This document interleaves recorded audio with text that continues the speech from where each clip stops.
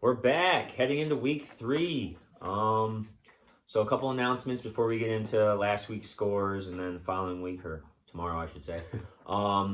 So this is next week is the final week to add players before the game. Once the first snap starts, rosters are dead. They need 4 games to be playoff eligible. A couple other things. I'm going to have the stat sheets and waivers in a folder by the bins in between the 2 fields. I know people were looking for me last week or couldn't remember where they were. So yeah, grab those. Please fill them out. Do it during the game, immediately after the game. Ryan does that. He remembers what's fresh in his mind and put them right back in the folder. Waivers go to Jen K, stat sheets to me. And yeah, it just makes my life easier. Then I don't have to come find and hound you during the week and then you go ask your group chat and they lie. No. Anything else you can think of we need to add before we jump in? Not off the top of my head. That sounds like the big things to go over. All right. So yeah, that was it. I felt like week 2 was much smoother. Yeah, people were getting there early, putting their cleats on. Some people grabbed the waivers and stuff from me early. That's great. So yeah, maybe we'll just keep getting better each week. That's the goal. All right, we'll get right into last week's scores. So on field 1, we had Camilla's crew versus Has-Beens. 40-33, Camilla's crew took the win. Game was down to the wire. It was a great game, back and forth all game. I threw a pick early on. Zach threw one at the very end of the game, actually the last play that sealed it. Great game. We actually play them again coming up this week. Yeah. You obviously were playing during this, so you didn't get to watch. High scoring. I think we both actually predicted low scoring, and we couldn't have been more wrong, honestly. 40-33.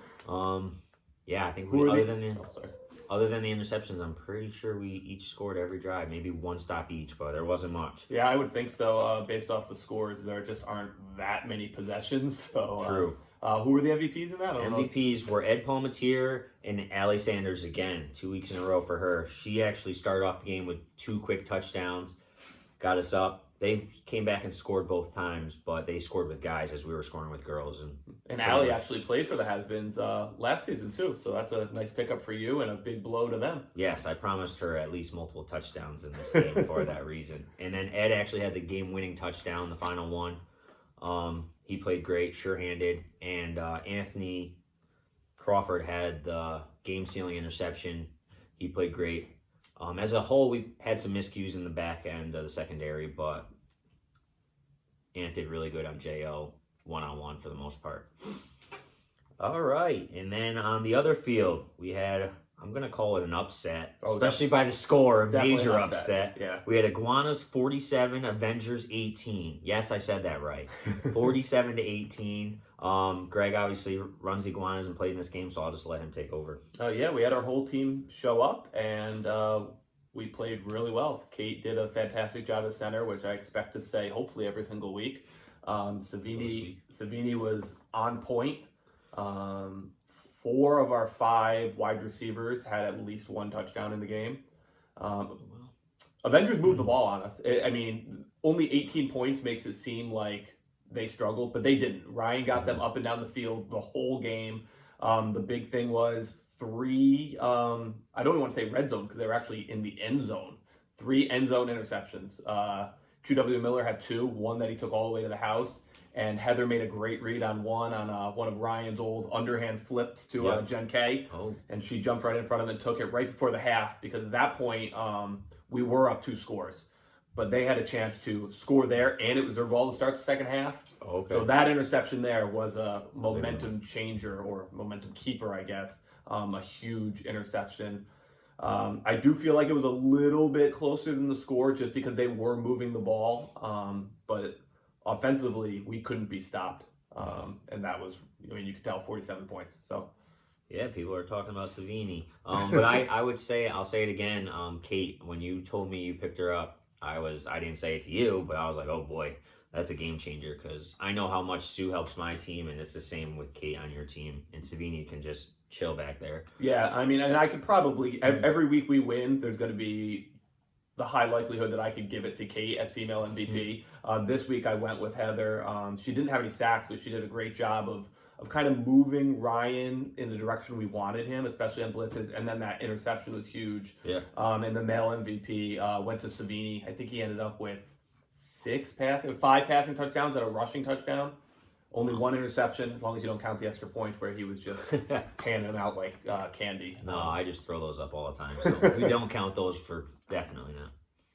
All right. No, that was a great game. Big win for you guys. Yeah. So then back on field 1, we had Has-Beens with the doubleheader. They played Lost and Found, and they won 35-29. This was another great game.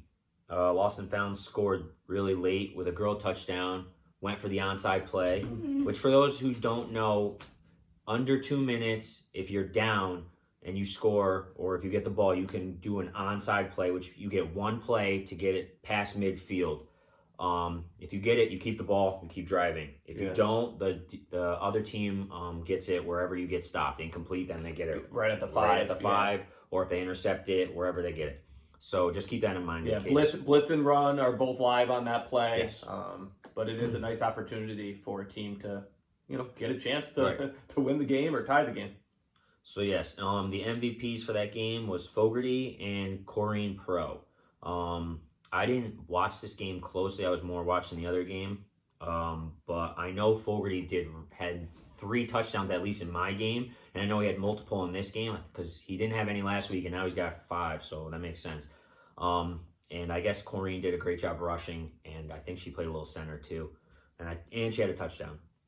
So that's a good bounce back win for Has-Beens. And again, Lost and Found is right there, so they're going to be competitive in every game, which is great.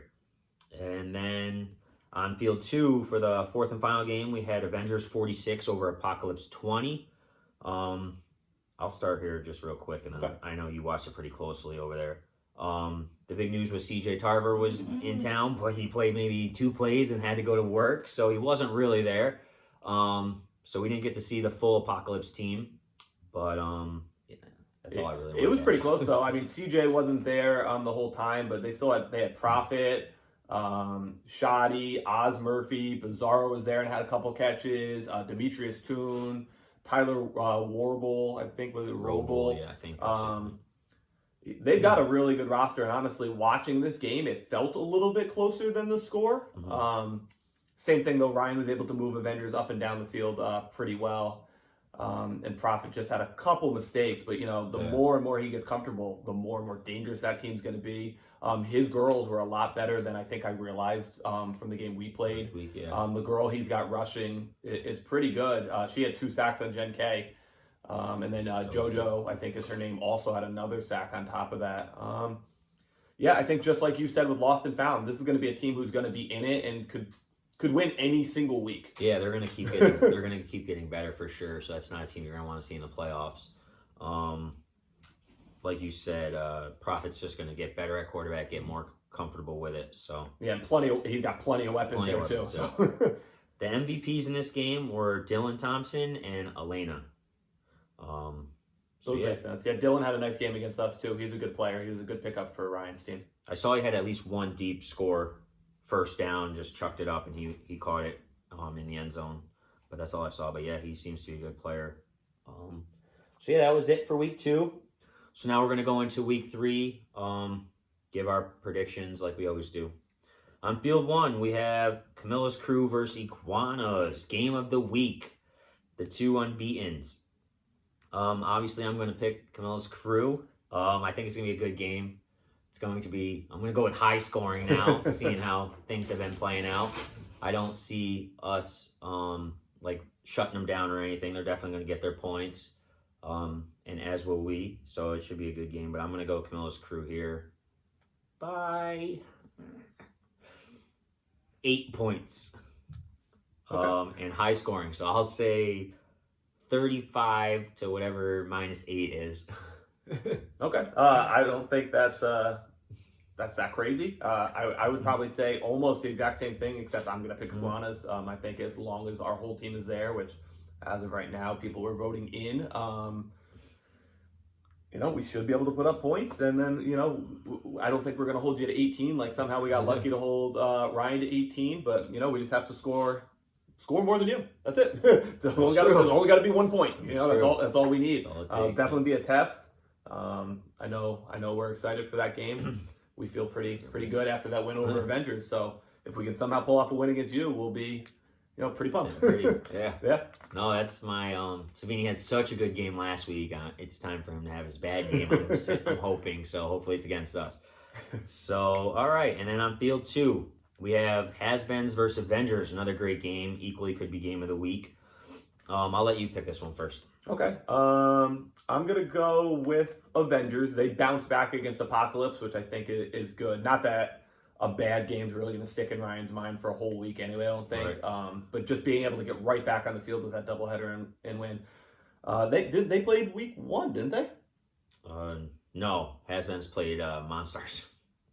Dun. Oh, okay. Oh, I'm sorry. I'm thinking Lost and Found there. Oh, okay. Has-Beens versus Avengers. Has-Beens Avengers. I mean, it doesn't change. Same thing. Ryan got confidence in their second game. I expect high scoring. I don't think either team's going to stop the other one outside of maybe a pick. Right. So I'm going to go with Avengers. Super high scoring.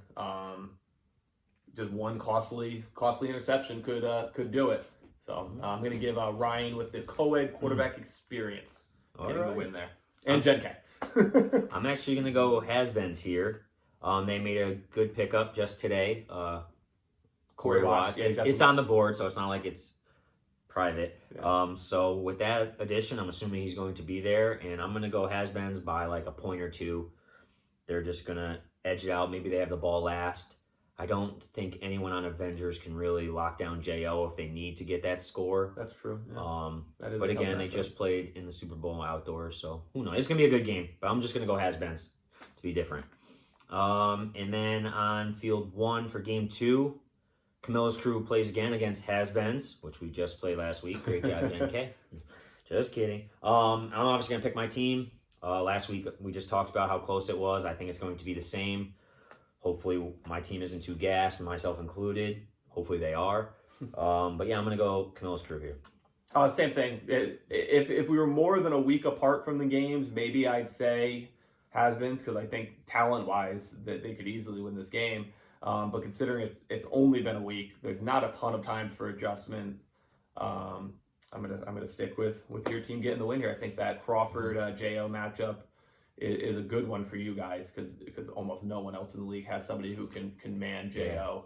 And then you got Bernard who can help stop the run of Deering, and then having you back there at safety too is pretty big. So same thing. I'm gonna go with Camilla's crew probably by just a single score, just like last week. All right, and then on field 2 for the final game, we have Lost and Found versus Apocalypse. So Berto won't be there for Lost and Found. Ooh. So I'm actually going to go Apocalypse here. I'm not sure who Lost and Found is going to use at quarterback. I know they ran a couple double passes with what's his name? Oh my gosh. Corey, yes. Okay. With him. So I'm just going to assume they're going to use him at quarterback. I know Dustin's played it before. Yeah. So for that reason alone, I'm going to go Apocalypse, and I'm assuming he's going to have all his guys there. He has a full roster, and I feel like it's going to be close still, but I'm going to go Apocalypse here. I mean, if you hadn't told me Berto wasn't going to be there, I was going to go with Lost and Found in this game. Not that I don't think Apocalypse could win, because I think top to bottom, their roster is probably a little better. But without Berto there and not even knowing who's going to be a quarterback, it does mean one of their weapons is going to go from wide receiver to quarterback. So regardless of who shows up for Apocalypse, I'm going to take them maybe by a couple scores.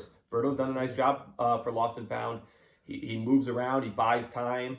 He hits their big wide receivers. So I think it's going to be a real adjustment for them. And I'll take Apocalypse by 2 scores. All right. Either way, one of those teams is finally going to get in the win column. And that will leave only one left that's winless, which is good. All right, that's it for the show. We want to get a quick one in. Headed to the gym. Greg's back in the gym, everyone. Watch out. Back in the gym. First time ever in the gym. I think, so. Yes. First not even back. I'm actually just trying to get him really sore for tomorrow. But, that's it. So we'll see you guys all tomorrow. Remember, wear your mask. Be safe. Peace.